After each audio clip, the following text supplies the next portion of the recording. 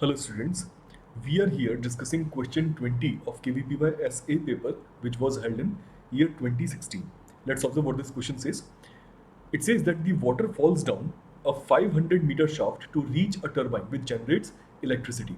How much water must fall per second? है ना, हमें water का जो amount है per second पता करना है कितना fall कर रहा है. In order to generate 1.00 times 10 to the power 9 watts of power.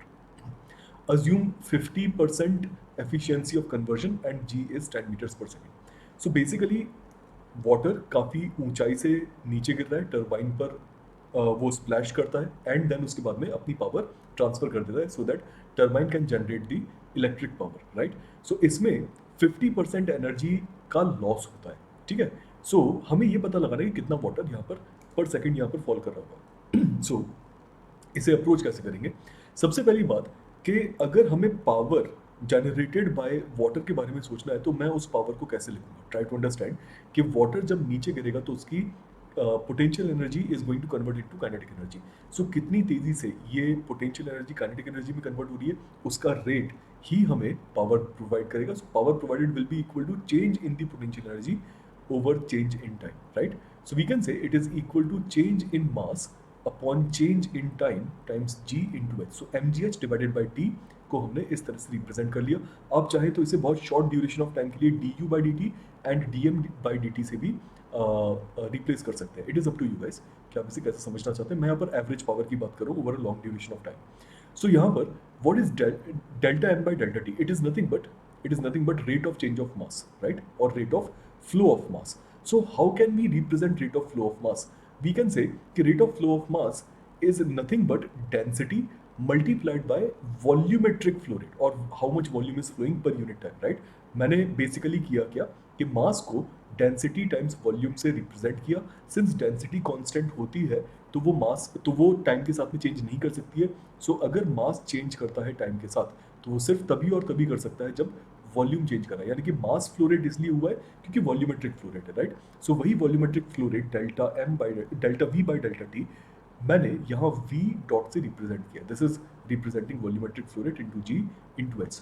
सो ये वो एनर्जी है जो पर सेकेंड टर्बाइन के पास पहुंच रही है.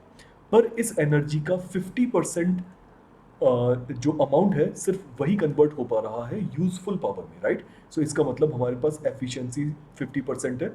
सो जो अवेलेबल अमाउंट ऑफ एनर्जी है flow converting per second from over the turbine is given by this equation. And वो हमें कितनी दी गई है? जो amount of energy per second turbine produce कर रहा है after the loss it is given by this equation, right, in watts.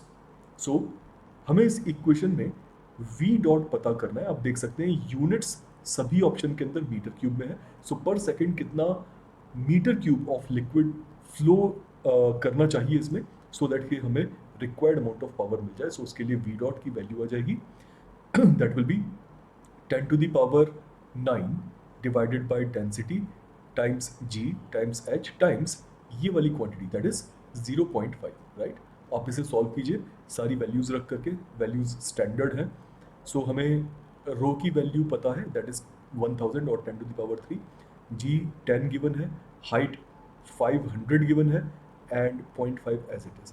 सो जब आप इसे सॉल्व करेंगे आपके पास फाइनली आ जाना चाहिए v dot as 400 metre cube per second, okay. And hence option B becomes the correct answer. Now please observe यहाँ पर हमें water falls per second already हमसे पूछ चुके हैं ये क्वेश्चन के अंदर एग्जामिनर. दैट इज वाई यहाँ पर ऑप्शन के अंदर सिर्फ मीटर क्यूब मेंशन्ड है, ओके, बिकॉज पर second was already mentioned in the question statement, right. So I hope आप सभी को समझ में आया होगा कि इस क्वेश्चन को अप्रोच कैसे करना है. एंड वेदांतु एकलव्य के बारे में प्लीज सर्च जरूर कीजिए गूगल पर अगर आपको इसके बारे में पता नहीं है तो. Best of luck.